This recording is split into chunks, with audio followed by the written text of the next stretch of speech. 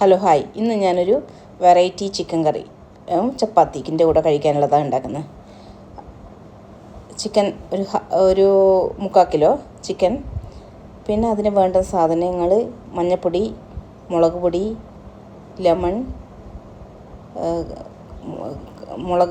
കുരുമുളക് പൊടി, ഉപ്പ് സാധാ ഉപ്പാണ്. അപ്പോൾ ഇതെല്ലാം മാഗ്നേറ്റ് ചെയ്ത് കുറച്ച് സമയം വെക്കണം.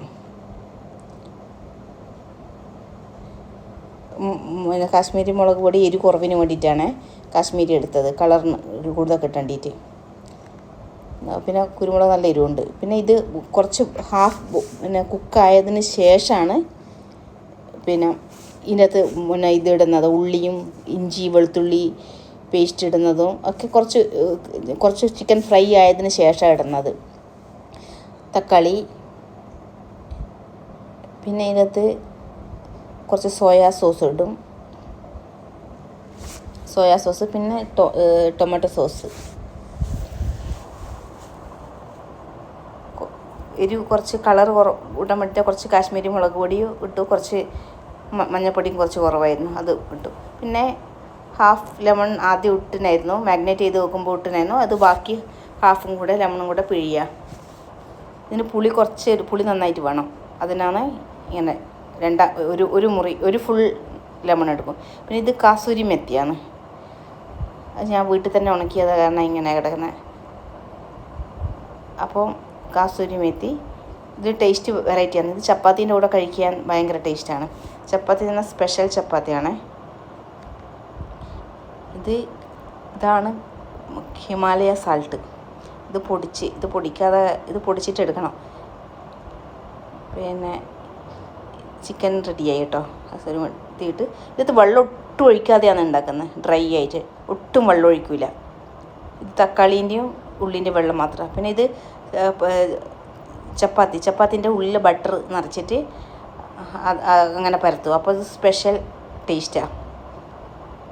അപ്പോൾ ഈ ചപ്പാത്തി ചിക്കൻ കറീൻ്റെ കൂടെ ഇത് നല്ല ടേസ്റ്റാണ്. അപ്പം എന്നിട്ട് ചപ്പാത്തി പരത്തുമ്പോൾ ഉള്ളിൽ നിറയെ ഫുൾഗി ആയിട്ട് വരും. ടേസ്റ്റും ബട്ടറിൻ്റെ സ്മെൽ ടേസ്റ്റ് ഉണ്ടാവും.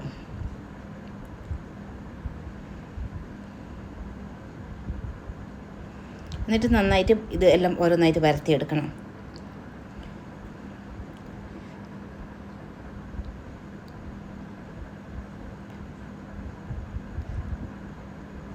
ഈ ചിക്കന് ഇതാണ് ടേസ്റ്റ്.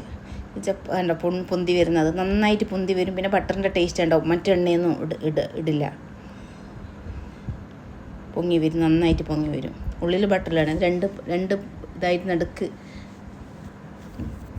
നല്ല സോഫ്റ്റും ഉണ്ടാവും. വൈകുന്നേരം ഇപ്പം ഞങ്ങൾ ട്രെയിനിൽ എവിടെ യാത്ര ചെയ്യുമ്പോൾ എല്ലാം കൊണ്ടുപോകാൻ നല്ലതാണ്. വൈകുന്നേരം ഒരു ദിവസം വെച്ച് കഴിഞ്ഞാൽ അതുപോലെ നല്ല സോഫ്റ്റ് ആയിരിക്കും ബട്ടർ ചപ്പാത്തി.